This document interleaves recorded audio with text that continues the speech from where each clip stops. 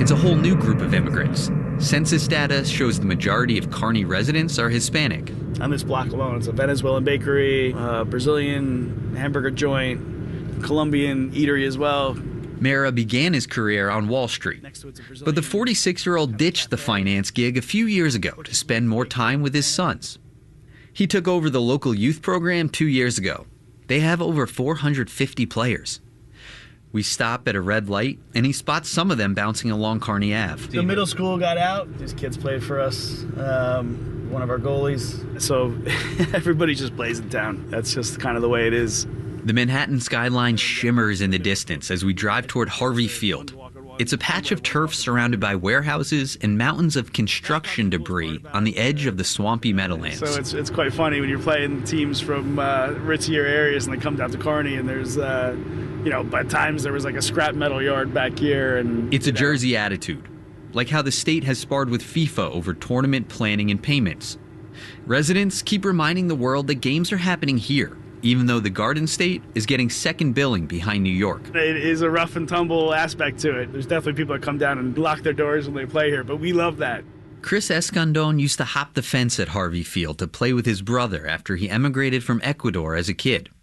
He says there's nothing like the Kearney soccer culture. Playing in Ecuador, I loved it there. I have my friends, family, but just here it's different. It's like the DNA is different. Escandon went on to win a state championship at mighty Kearney High School. He's 21 now and has a job on the Kearney youth coaching staff. He says it's fitting that the World Cup is coming to his backyard. We're the soccer town, USA. That's it. The first World Cup match in New Jersey kicks off on June 13th.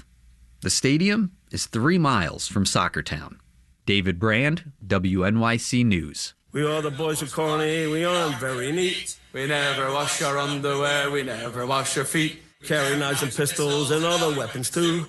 We are the boys from Kearney, and who the hell are you? Doodle-doo, doodle-doo, doodle-doo, doodle-doo, doodle-doo. It is 6:50. Marketplace Morning Report is next, and then later on Morning Edition. A House committee questioned Commerce Secretary Howard Lutnick yesterday. The committee had questions about conflicting statements Lutnick has made regarding his friendship with convicted sex offender Jeffrey Epstein. More now at about 15 minutes on Morning Edition.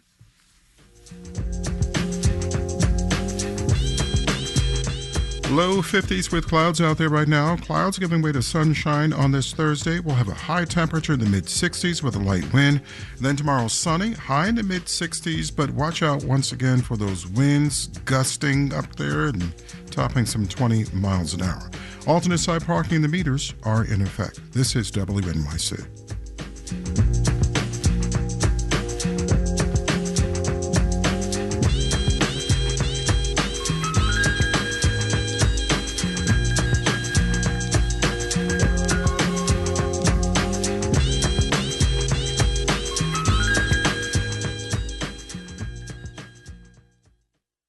The Green Space at WNYC brings unforgettable live experiences to life.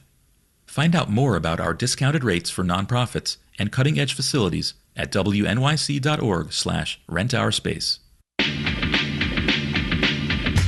The off-Broadway thriller Ken Rex tells the true story of a violent bully in a small town and the locals who take justice into their own hands.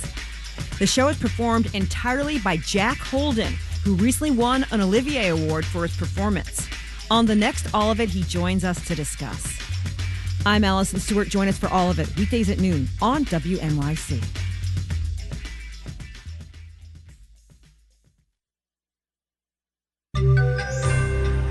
Americans' patience for rising healthcare costs is wearing thin.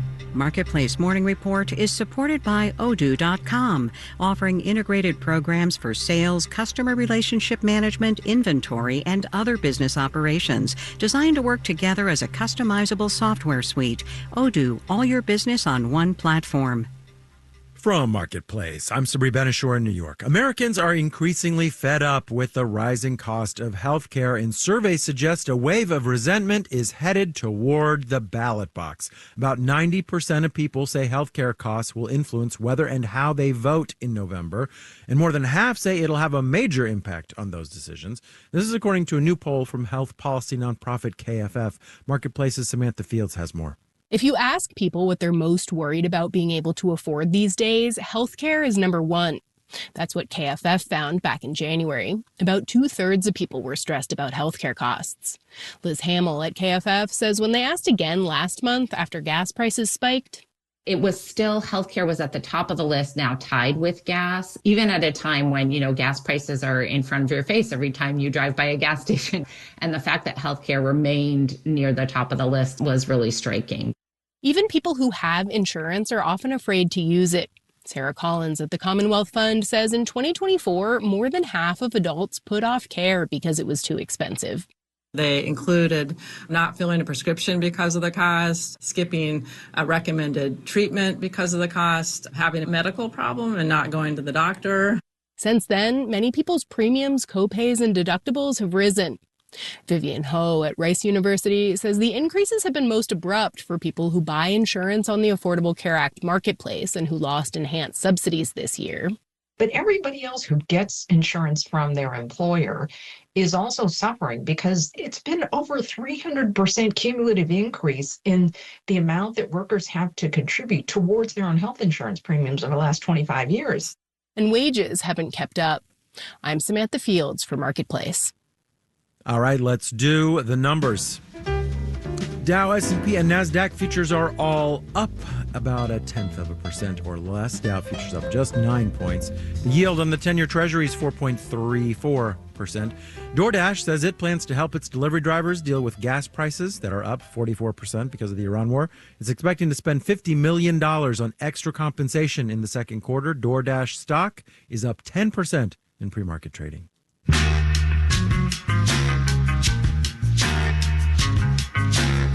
Marketplace Morning Report is supported by Bitwarden Password Manager for Business, designed to support evolving security goals. Available at bitwarden.com. And by Schwab. At Schwab, investors get choices ranging from self-directed investing to full-service wealth management all in one place. Learn more at schwab.com. Sometimes countries find themselves in desperate need of U.S. dollars. Maybe they need to back a loan. Sometimes they want the dollars to manipulate currency markets to prop up their own currency. Or maybe there is a financial crisis that dollars can help with. Sometimes the U.S. will do countries in this situation a favor. The U.S. will lend them dollars and take the other country's currency as collateral, usually like a pretty good deal. That favor is called a currency swap. The United Arab Emirates wants one. On Monday, the UAE's trade minister said his country is discussing this with the U.S. Brad Setzer is an economist and senior fellow at the Council on Foreign Relations and is here to talk about it. Brad, thanks so much for coming on. My pleasure. So a currency swap is the U.S. gives a bunch of dollars to a country, UAE in this case, and then that country gives us a bunch of their currency. Why would they want that? Well, and with the UAE, it's actually a bit of a mystery because the UAE has an enormous stockpile of assets. Abu Dhabi's generally thought to have $2 trillion in foreign assets across its sovereign wealth funds. Its central bank has close to $300 billion in reserves. Abu Dhabi and Dubai have been able to borrow in the government bond markets, in the dollar bond market. So while they are hit with a severe shock from the loss of oil revenue, possibly some capital flight out of Dubai, they appear to have the resources to handle it. So there's two theories for why they may have made the request. One theory is, well, it never hurts to have a little extra dollars cash on hand. If the U.S. is willing to provide it, why not take it? But the other theory, which is what the Emirates have been leaning into, is that it's a bit of a signal, and a signal I don't think the Emirates should get, that you've joined the big boys club. You're on the same plane as the ECB, the Bank of England, the Swiss National Bank, the Bank of Japan, the countries that have standing swap lines with the Fed. You're saying the UAE doesn't really need those dollars, but just wants to be part of the club of countries that get to have them sometimes. Why do you think it should not? The Federal Reserve swap line currently has been used basically to provide dollars to your banking system. And I think with respect to the UAE, the domestic banking system is a bit too intertwined with the royal family, with the Gulf sovereign wealth funds, with the Emirates sovereign wealth funds, to be a good candidate to receive essentially unconditional dollar liquidity. That is generally reserved for countries that have a longer history of arm's length regulation and countries who, frankly, have bigger banking systems where if those banking systems ran short of dollars, they would be selling U.S. assets and interfering with the conduct of monetary policy. There's a stronger case for a Treasury swap line. But the irony is that the Treasury's Exchange Stabilization Fund, if you stretch it to its maximum limit, has $212 billion available. The Emirates Central Bank has $285 billion. So is this like a prestige thing? The most logical explanation is, yes, it's a prestige thing. This is a request the Emirates have made before. It's a request that is traditionally turned down pretty quickly because the Emirates doesn't need the money, because it doesn't clearly qualify, doesn't have the standards of transparency, doesn't produce high quality economic and financial data, doesn't produce timely data, but it may think that in this moment of distress, it can squeak in. That was Brad Setzer with the Council on Foreign Relations. We also spoke to him about where Gulf states' oil money is going and not going right now. You can find that at marketplace.org or on our podcast. In New York, I'm Sabri Benishore with the Marketplace Morning Report.